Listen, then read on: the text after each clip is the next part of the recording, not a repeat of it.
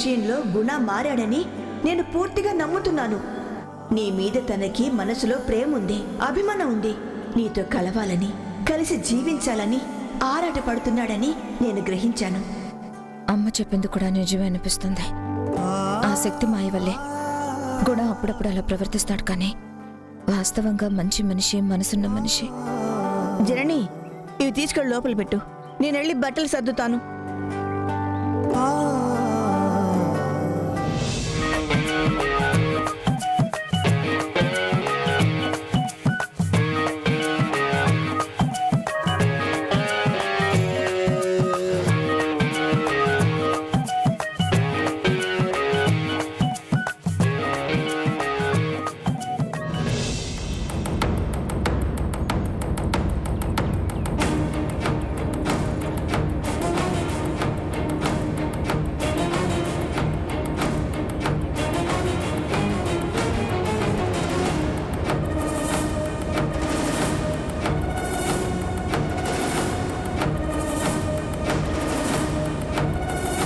అమ్మా, మార్నింగ్ సాంబార్ చేయమన్నాను కదా, చేసావా?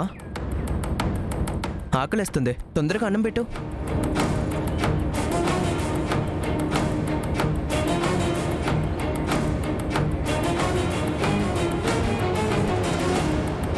ఇంకెక్కడ సాంబార్ చిన్నా? మొత్తం మేమే తినేసాం, సాంబార్ లేదు.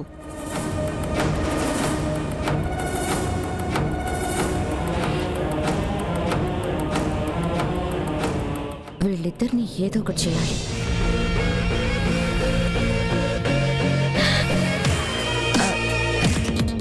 చిన్న, నువ్వు అడిగావని సాంబార్ చేశాన్రా, కానీ టేబుల్ దగ్గరకు తెచ్చి పెడుతుంటే అందులో పైనుంచి బల్లి పడిందిరా. సర్లే, పర్వాలేదులే, నీకు నేను మళ్ళీ రేపు చేసి పెడతానులే, సరేనా?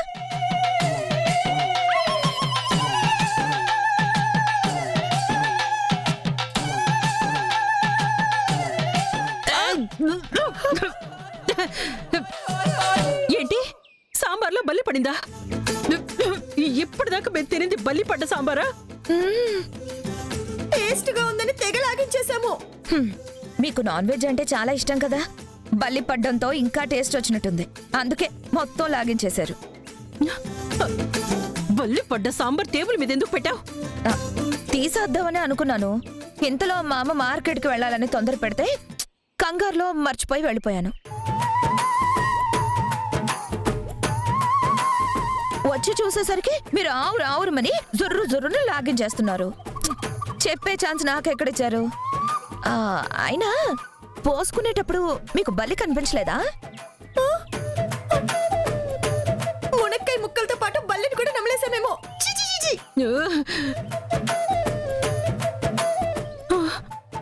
అమ్మో, బల్లి పాయిజన్ అంటారు కదా, ఇప్పుడు ఏం చేయాలి?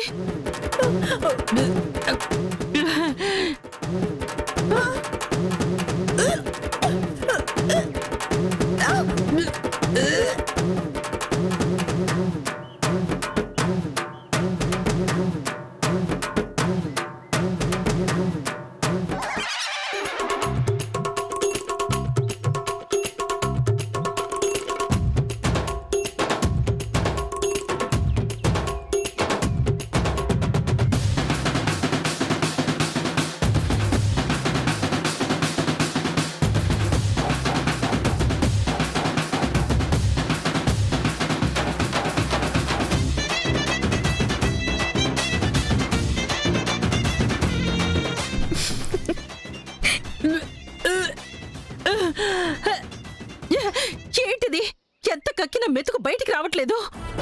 ఆకలి మీద ఉన్నాం కదా, ఏ ముద్దకా ముద్ద అరిగిపోయి ఉంటుంది.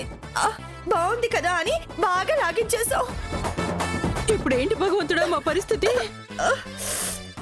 సౌమ్య, నువ్వు డాక్టర్ కదా, ఏం చేస్తే మనకేం కాకుండా ఉంటుంది? నా ఫోన్ ఇది. అమ్మా, వాళ్ళకేమైనా అవుతుందేమో.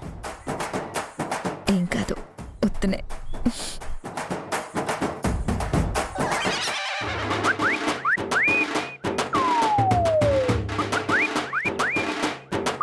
యువతల ప్రాణం పోయే పరిస్థితి వస్తే నువ్వేంటి ఫోన్ చూస్తున్నావు? బల్లికి విరుగుడేంటా చూస్తున్నాను. అసలు నువ్వు డాక్టర్వేనా? చదివి పరీక్ష రాసి పాస్ అయ్యావా, కాపీ కొట్టి పాస్ అయ్యావా? విషయానికి విరుగుడేంటి అని ఫోన్లో చూస్తావా? అయ్యో భగవంతుడా, ఇప్పుడేం చెయ్యాలి భగవంతుడా? ఇప్పుడెలా?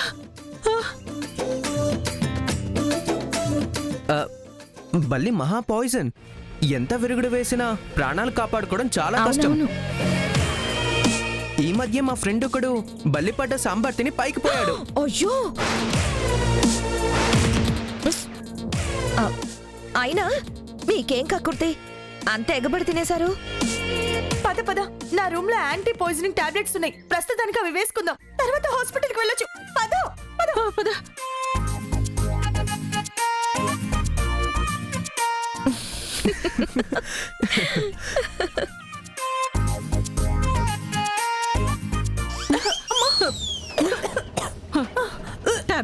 టాబ్లెట్స్ వేసుకోవాలి.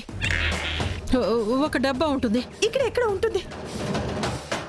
ఇదిగో ఇక్కడ ఉంది. చూడు చూడు, ఇదా ఇదా? కాదు, నువ్వు డాక్టర్వేగా, ఇదేనా చెప్పు. ఇది కాదు. ఇది ఇది. వాటర్ తీసుకో. వాటర్. హలో, ఆగండి. విషయం లేదు, విరుగుడు లేదు. మీరంత కంగారు పడాల్సిన అవసరమే లేదు. మహా అయితే 4 వాంతులు, ఓ 4 రోజులు నీరసం, అంతే. విషానికి విరుగుడు అని టాబ్లెట్స్ అవి ఇవి వేసుకోకండి, సైడ్ ఎఫెక్ట్స్ వస్తాయి. ఏంటి విషయం ఒంటికెక్కి మేము మంచాన పడాలని ఆలోచిస్తున్నావా? బల్లి పడ్డ సాంబార్ టేబుల్ మీద ఉంచి వెళ్ళింది కాక విషం లేదు, విరుగుడు లేదు, 4 వాంతులే అని తేలిగ్గా మాట్లాడేస్తున్నావు. చిన్న బుచ్చుకున్నాడని ఓ చిన్న అబద్ధం ఆడాను. సాంబార్లో బల్లి పడ్డం అబద్ధం.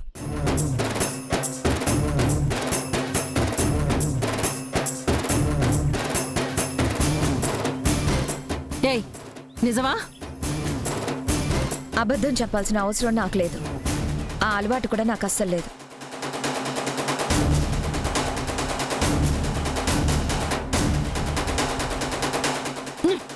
ఏంటే డ్రామాలు ఆడుతున్నావా? నాతో ఆటలాడుతున్నావా? నా ప్రాణాలతో చెలగాటం ఆడాలని చూస్తున్నావా? నా సంగతి తెలుసు కదా, అనుభవించిన గతం మర్చిపోయావా? ప్రాణాలతో చెలగాటం ఆడడం, బ్రతుకుల్లో నిప్పులు పోయడం నీ కలవాటం. చిన్న అబద్ధానికే నీకిప్పుడు ఇంత కోపం వచ్చిందే. ఉదయం నువ్వు నా కూతురు గురించి చెడుగా మాట్లాడినప్పుడు ఇంతకు 100 రెట్లు నాకు కోపం వచ్చింది. మా అమ్మ నచ్చజెప్పకపోయుంటే నీ సంగతి అప్పుడే తేల్చేదాన్ని. కోపం అనేది నీ ఒక్కదాని సొత్తేం కాదు, అందరికీ వస్తుంది. అది గుర్తుంచుకో. ఇంకొకసారి నా కూతురు గురించి తప్పుగా మాట్లాడితే నిజంగానే నువ్వు తినే తిండిలో విషం కలపాల్సి వస్తుంది. జాగ్రత్త. అయినా మీ స్వార్థం మీకేనా? అంతమంది కోసం చేసిన సాంబార్ మీరిద్దరూ కరువు పడ్డట్టు తిన్నారే, వెనక ముందు ఆలోచించాల్సిన పనిలేదా?